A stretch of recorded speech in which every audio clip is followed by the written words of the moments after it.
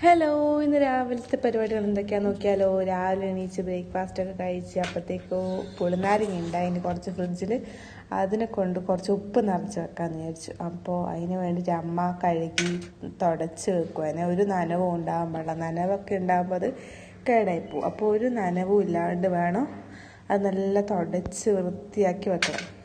ഇത് അച്ഛൻ കൊണ്ടുതന്നെയാണ്, 2-3 ദിവസമായി കൊണ്ടുവന്നിട്ട്. പിന്നെ ഓരോ തിരക്ക് കാരണം അത് അവിടെ തന്നെയായി. അപ്പോൾ ഇതെങ്ങനെ ചെയ്യുന്നത് നോക്കാം.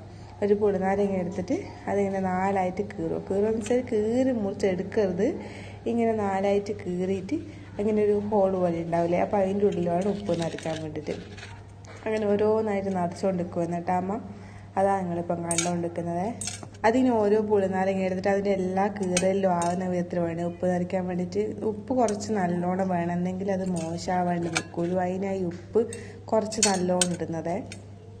അത് നല്ലപോലെ അതിനകത്തേക്ക് കയറ്റി നല്ല അമർത്തി വയ്ക്കുക. എന്നിട്ട് അതൊരു കുപ്പിയിൽ വെക്കുക. കുപ്പി നമ്മൾ നേരത്തെ കഴുകി തുടച്ച് വെയിലത്തെല്ലാം വെച്ചിട്ടുണ്ട്. ഇത് ഞാനും അമ്മയും കൂടിയുള്ള പരിപാടിയാണ്. അമ്മ ചെയ്തുകൊണ്ടിരിക്കുമ്പോൾ ഞാൻ സൈഡിൽ നിന്ന് ഇങ്ങനെ നോക്കിയിരിക്കുന്നത്, അത്രേ എൻ്റെ വകയുള്ള സഹായമുള്ളൂ. എന്നിട്ട് അമ്മ കുപ്പി എടുത്തരാൻ പറഞ്ഞു. കുപ്പി നേരത്തെ കഴുകി തുടച്ച് വെയിലത്ത് വെച്ച് ഉണക്കിയെടുത്ത കുപ്പിയാണ്.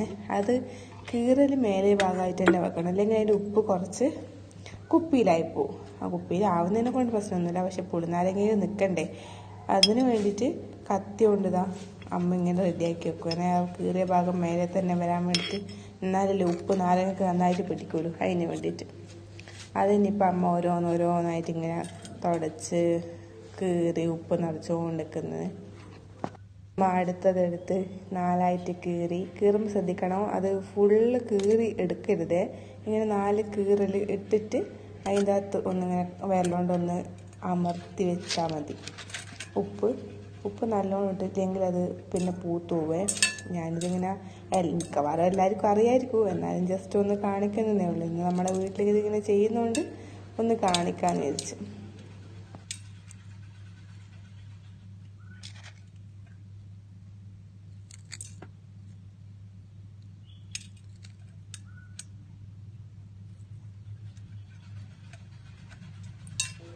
ഇതിന് കുപ്പിയിൽ വെക്കുമ്പോൾ ശ്രദ്ധിക്കാനുണ്ട്, അത് ആ കീറിയ ഭാഗം മേലെ ആക്കിയിട്ട് തന്നെ വെക്കണം.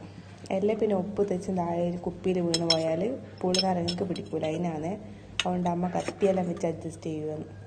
അതിനിപ്പോൾ ഞാൻ കാണിക്കുന്നില്ല, മൊത്തത്തിൽ ഇങ്ങനെ കുറേ ഉണ്ട്, അത് മൊത്തം ഉപ്പ് നിറച്ച് വെക്കുമെന്ന് അമ്മ